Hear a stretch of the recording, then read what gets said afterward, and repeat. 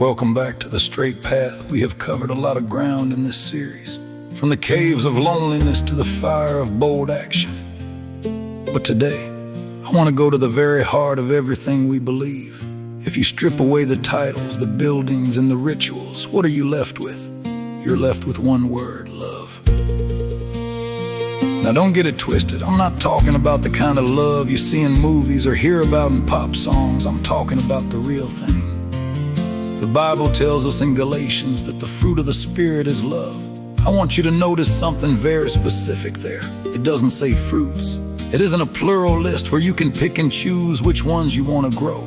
It is one singular fruit, and that fruit is love. Everything else that follows, the joy, the peace, the patience, those are just the flavors of that one fruit.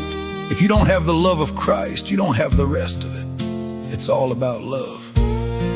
If you look at the 10 Commandments, what is the core? It's love God with everything you have, and love your neighbor as yourself. It sounds so simple, yet it is the hardest thing for our flesh to do. Why? Because the world has sold us a lie about what love actually is. The world's version of love isn't love at all, it's lust. It's a give and take system. The world says, I'll love you as long as you make me feel good, or I'll love you as long as I get something in return.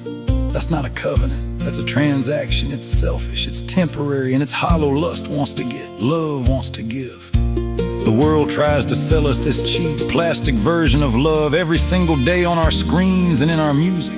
But let me tell you something, Christ is not for sale. You can't buy his love and you can't earn it. It was given freely on a hill called Calvary. Think about the most quoted verse in the entire Bible, John 3:16, for God so loved the world that he gave his only begotten Son. That is the standard. He loved us when we were unlovable. He gave when we had nothing to offer in return. That is the kind of love that changes the world. Imagine if we actually walked in that kind of love. Imagine if we loved our neighbors, not because they were nice to us, but because Christ loved us first. Imagine if we chose love over hate even when we were treated wrong. This world would be a completely different place if we stopped buying into the world's give and take and started living out Christ's give and die. True Christ-like love is unconditional. It doesn't keep a scoreboard. It doesn't look for a return on investment. It is a sacrifice. It is the choice to put someone else's needs above your own, even when it costs you something. We get so caught up in the rules and the habits of being a Christian that we forget the main thing. If you say you follow Jesus, but you have no love for the people around you, you're just making noise. You're a sounding brass or a tinkling cymbal. We need that kind of love again.